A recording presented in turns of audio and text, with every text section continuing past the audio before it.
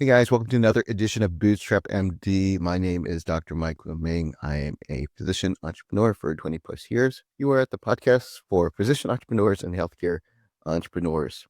And going to talk about different subject that occasionally we bring up now again, but I've been seeing it more often. And this is something that a lot of doctors are thinking about, but very few are saying out loud. What if I don't want to do this anymore? Now, I'm not talking about having a bad week or a rough shift at the hospital. I'm talking about that persistent, quiet voice that asks, what if I left patient care entirely?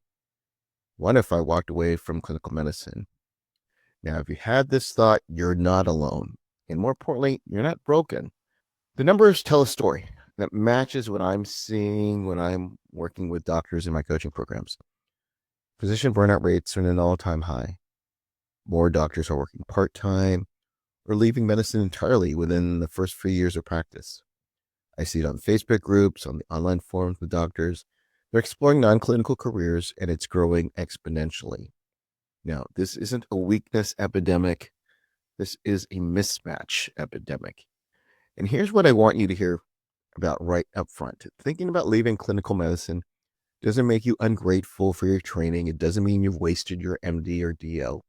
It doesn't mean you're abandoning medicine or your patients. What it means is that you are who you are, and what the current system demands from you is misaligned. And when that misalignment gets big enough, it's not just okay to consider other paths. It's actually the most honest thing that you can do. Today, I want to talk about this stuff, real talk, what it really looks like to consider or make the transition away from patient care. The emotional journey, the practical realities, and the paths that might actually be waiting for you on the other side.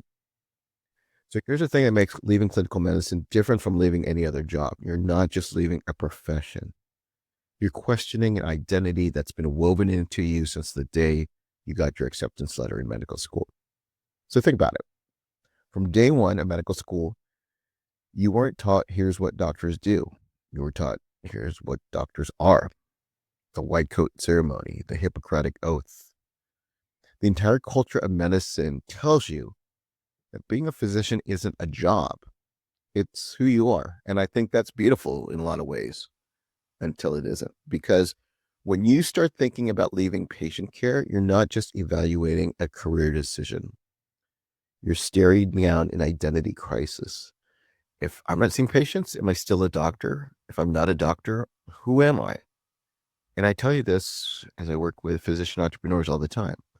They're smart, capable doctors who build successful businesses, or maybe they're exploring non-clinical opportunities. And they still introduce themselves at gatherings, at parties by saying, I'm a doctor, but carries a ton of weight. It's apologetic. It's defensive. Like you need to justify why you're not in scrubs or in a white coat.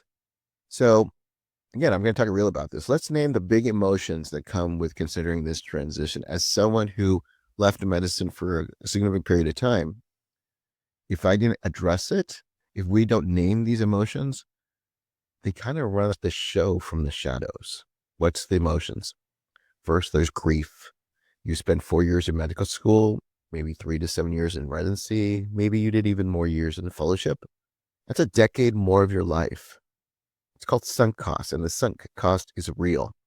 When you think about leaving, there's grief over those years, the relationships you didn't build, the experiences you missed, the version of yourself you set aside to become a doctor. Next emotion is fear. What if I can't make it work financially? What if I'm not good at anything else? What if I leave and realize I made a huge mistake? What if I lose my identity entirely and I don't know who I am anymore? There's guilt. Now, this one's massive. There are people who would kill for the opportunity you have. You have colleagues who are drowning and are staying in the trenches. You have patients who need doctors. How can you leave? This guilt is compounded by the fact that medicine, let's face it, there's a martyr culture. We celebrate sacrifice. We glorify the doctors who works 80-hour weeks every other call and never complains. When you say, I don't want to sacrifice anymore, it feels like you're betraying some sacred covenant. But here's what I want to offer you, a different framework entirely. You're not, quote, just a doctor. You're a problem solver. You're a critical thinker. You are someone who can take complex information, synthesize it under pressure, and make high-stakes decisions. You are a leader. You are a communicator. The initials behind your name is a credential. Your MD, DO, DPM. Yes, it's also a proof of your capacity. It's a signal to the world that you can handle hard things. And when you leave clinical medicine, you don't lose that. Your MD becomes a superpower that runs in the background. It opens doors. It gives you credibility. It shapes how you approach problems. But it doesn't have to be the entire operating system of your identity. And I've seen this play out in real time. I work with doctors who struggle with their identity after leaving patient care, but then they found a path where their MD enhanced their work without defining it. They went into nonclinical careers, expert witnesses. They joined boards of healthcare companies. They used their credibility in ways where they were the only doctor in the room and went into a field and they were respected, they were embraced, they were appreciated. The transition isn't about abandoning medicine. It's about expanding your definition of what it means to be a physician. So let's talk about something critical, the difference between running from something and running towards something. Now, if you're only running from burnout, from a toxic work environment, from insurance hassles and documentation requirements, you might leave medicine and still be miserable because you haven't figured out what you actually want. So the physicians I see who successfully transition to non-clinical work, they're not just escaping, they're running towards something, a specific autonomy, flexibility, impact at a different scale, intellectual challenges, time with family, the ability to build something. So let me ask you, if you could design your ideal day, what would it look like? Not your ideal vacation, your ideal working day. Would you be working from home or at an office? Would you be collaborating with a team or are you working independently? Would you be teaching, writing, building, advising? Would you have patient interaction at all, or would you prefer to be completely removed from clinical care? And these questions aren't rhetorical. I want you to actually pause and think about them because the answer tells you what path makes sense. So I've seen doctors in my own community, in my own students, physicians who've moved effortlessly into medical education, into creating content, and becoming an influencer. What do they improve? They improve their schedule flexibility, their ability to teach at scale. It was a creative outlet for them. I've seen physicians who moved into healthcare industries, healthcare startups. They felt intellectually challenged. They felt that they were part of building something new. There was significant financial upside. They were involved with a team. So the common thread of these two examples isn't the specific path. It's that each of the physicians got clear on what they were moving towards, not what they were leaving behind. And here's what I can tell you about going towards something is usually about reclaiming something you've lost along the way. Autonomy, creativity, time, energy, the ability to be a parent, a spouse, a whole person, not just a doctor who occasionally shows up to their own life. So I want to give you practical advice, practical steps. What are the actual options if you decide to step away from patient care? There's a few major buckets that you can decide to go on. That's not the end. It's not the entire options that you can have. Not just because you need to pick one today, but because I want you to see that there's a whole ecosystem out there that you may or may not be aware of. You do have options. So bucket one, going into the healthcare and biotech industry. Now, this is where a lot of physicians land because it still feels connected to medicine. You can go to medical affairs, drug safety, clinical development, medical science liaison roles. You're working with pharma companies, biotech startups, medical device companies. So why does it work? You're still using your clinical knowledge. You're often working on things that will help patients at scale. The pay is usually pretty good and the work-life balance is typically better than clinical practice. So who does this fit for? These are physicians who like the science of medicine, but maybe they're burnt out from the day-to-day patient care grind. Another bucket, you can go to administrative and informatics. These are the chief medical officer roles, utilization management, quality improvement, clinical informatics, payer roles. These are the physicians who move into the operational side of healthcare. Now, why does it work? Is physicians get to shape systems and policy instead of just working within them. You often have more influence and autonomy. This fits best for physicians who are interested in the how does healthcare actually work questions and who want to get involved in leadership. Bucket three, education, content, and consulting. This is one of my favorites. Going into medical education, coaching other doctors, creating courses, medical writing, speaking, consulting. This is where I often live, and it's a rapidly growing space. So why does it work is you get to teach at scale. You control your schedule. And if you build it, this income potential is significant. You're helping other doctors, which you could feel is very meaningful for you. Who does it fit for? Doctors who love to teach, who are natural communicators, who are comfortable with some uncertainty, and they have entrepreneurial risk. The other bucket that I love, entrepreneurship and investing.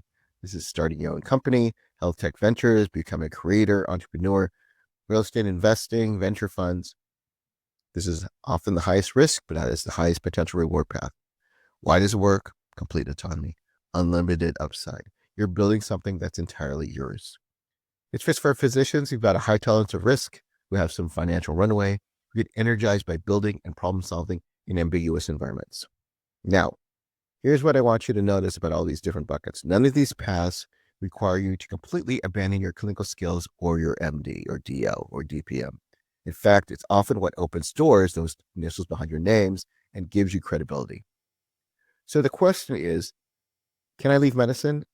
That's not the question. The question is, which version of using my medical training actually aligns with the life I want to build? So let's talk about the practical stuff, because this is where a lot of physicians get stuck. They want to explore non-clinical work, but they're terrified of the financial risk. First, know your numbers. How much money do you need to cover your life for 6 months, 12 months? What are your fixed expenses? What is your debt situation? Do you have student loans? How does income-driven repayment factor into this? Now, looking at these numbers isn't fun, but it's essential, because the moment you know you're one way, the decision gets less scary. You can say, okay, I got 6 or 9 months of expenses saved. That gives me 6 or 9 months to experiment with outpatient care. Second, you don't have to quit cold turkey. In fact, I argue that you shouldn't. The smartest physicians I know transitioned to non-clinical work. We didn't wake up one day and redesign. They tested the waters first. So here's what it looked like. Let's say you decide to take a side gig. Let's say you do medical writing, chart review. Maybe you're doing some telemedicine on the side. Maybe you're just doing some non-clinical work, but that generates income. You could join a committee or an advisory board that gets you exposure to administrative or industry side, gets you prominence, gets you to let other people know who you are without leaving your job. You could start a small project on the side. Maybe you just start up a website, a blog, a course, a coaching practice. See if you like it before you bet the farm on it. The goal is to build yourself evidence, experience, not just financial evidence, but emotional evidence. Do I actually like this kind of work? Do I feel more energized or less? Does this feel like I'm running towards something or just running away? Now, we have to address the elephant in the room. When I ran my medical license. So here's my take. You got to keep it. At least for a while. You spent all these years trying to get it. You don't have to be practicing full time to maintain your license. You can do locums work a few shifts a month. You can do volunteer work. You can stay on staff somewhere, even if you're barely picking up shifts. So why does it matter? Because it preserves optionality. If you leave clinical medicine and then realize 18 months later that you miss it or need to go back, you might have some hurdles to try to re-enter. So maintaining your license keeps that door open. It also keeps you connected to the clinical world, which can actually be an asset in non-clinical roles.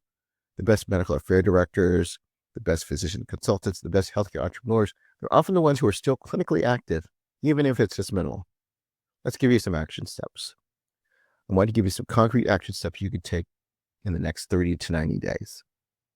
So step one, I want you to journal on these 3 questions. Take out a pen and paper, take out your iPhone and start typing. And I want you to reflect on these questions. If I weren't a doctor, what would my ideal day look like? Number 2, what parts of medicine do I generally love versus what parts do I dread? Number 3, what am I afraid people will think if I step away from patient care? You got to be honest with yourself. Write it down. You can't make a good decision if you're not clear on what you actually want and what's holding you back. Step 2, talk to 2 to 3 physicians who love patient care. Not physicians who are just miserable, physicians who've actually made the transition and are thriving. Ask them about their emotional journey. Ask them about their practical steps. Ask them what they would have known before they left. Now, if you don't know anybody personally, join some of the online communities. Go to events. We're having a event coming this January called Dr. Podfest, where you can meet other physicians who are podcasters or looking to get into podcasting. So you can go to drpodfest.com. We'd love to have you on there. Get to meet them, connect with them, send them emails. Most people who've made this transition are happy to share their story. Now, step 3, calculate your financial runway. I want you to sit down sometime, maybe this weekend, and figure out, how much do I need per month to cover my life? How much do I have saved? What's my real number? Once you have that number, the fear gets smaller. It's not, what if I can't make it? It's, I have X amount of months to figure this out. Step 4, try one small non-clinical project. You don't need to quit your job. Just start something small. Write an article. Take on a chart review contract. Offer to teach a session at a conference. Build some evidence that there's life outside the exam room. So here's what I want you to leave with today. Considering or choosing a non-clinical life is not a betrayal of medicine. It's not a failure. It's not a wasting your MD, DO, DPM. It's an evolution of how you serve. You became a doctor because you wanted to help people, solve problems, and make a difference. Those motivations don't disappear when you step away from patient care. They just find new expressions. Maybe you help people by building better healthcare technology. Maybe you help people by coaching burnout physicians. Maybe you help people by teaching the next generation of doctors, or by creating content that educates patients at a scale level. Your MD isn't just a license to see patients. It's a credential that proves you can think critically, handle complexity, and show up under pressure. That's valuable everywhere. So if you've been sitting with this question, should I leave patient care? I want you to reframe it. The question isn't, should I leave medicine?